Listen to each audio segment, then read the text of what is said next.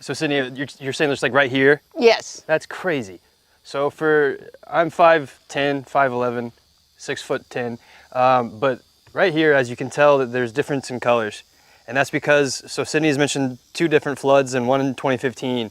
She was saying how it came up all the way to here. And so if you can envision, obviously water above me, all throughout this field.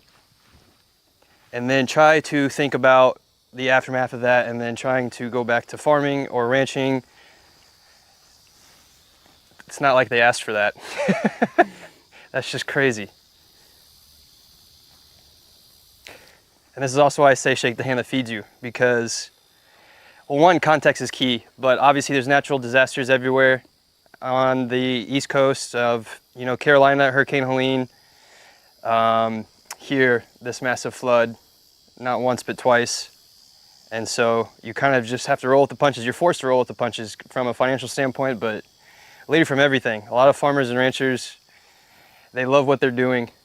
And so this is what I want consumers to really understand, that stuff can literally change overnight. And most people are not aware of that at all. And so how can you get folks to even care about that?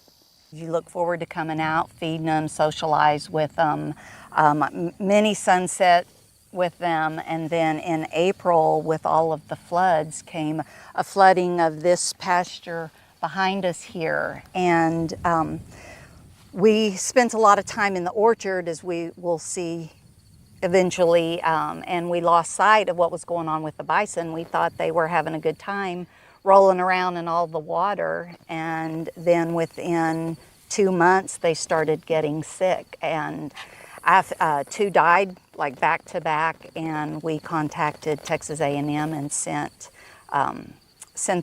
2, actually within by the end of the week 2 more had died.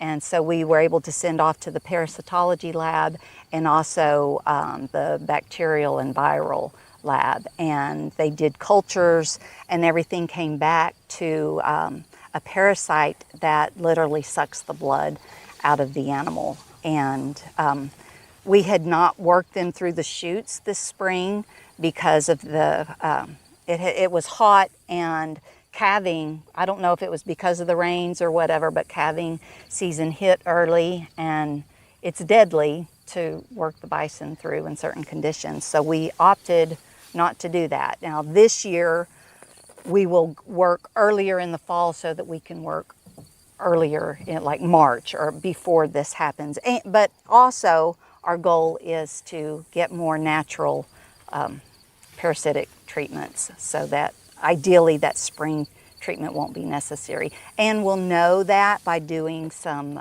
fecal samples and just seeing where they are. And also the other prevention is we're now completely set up for the rotational grazing.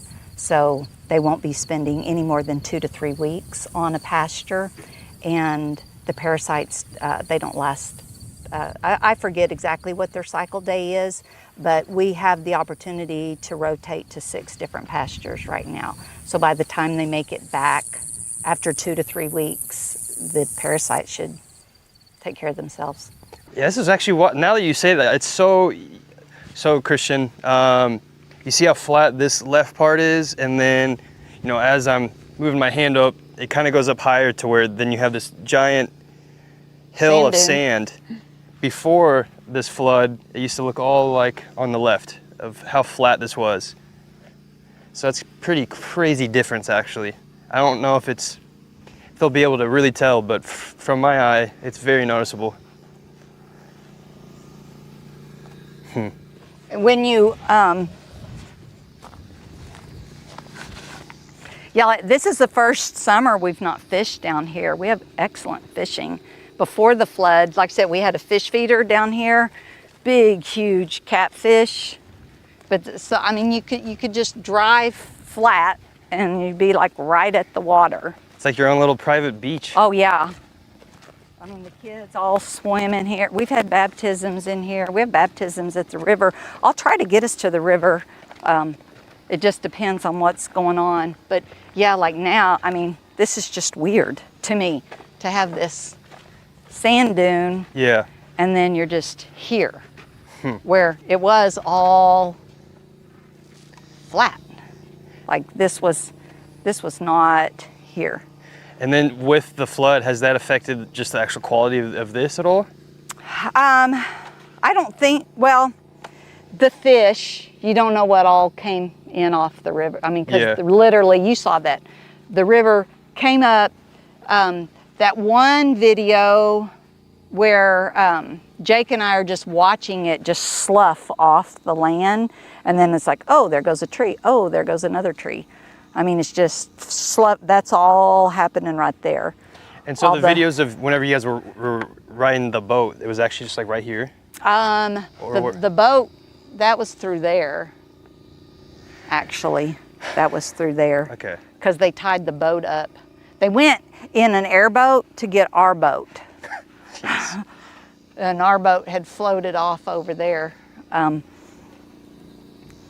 But yeah, I mean, from the quality of water perspective, we haven't noticed anything.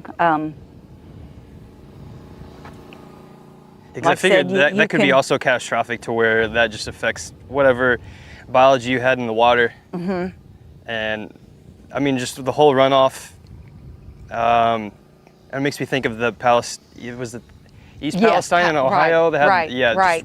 Killed all the wildlife. Yes, gratefully, that did not happen here. And I did have a concern that it would affect our organic status. But you'll be able to see some weird growth in the orchards. Yeah. We'll see, which is from the flooding.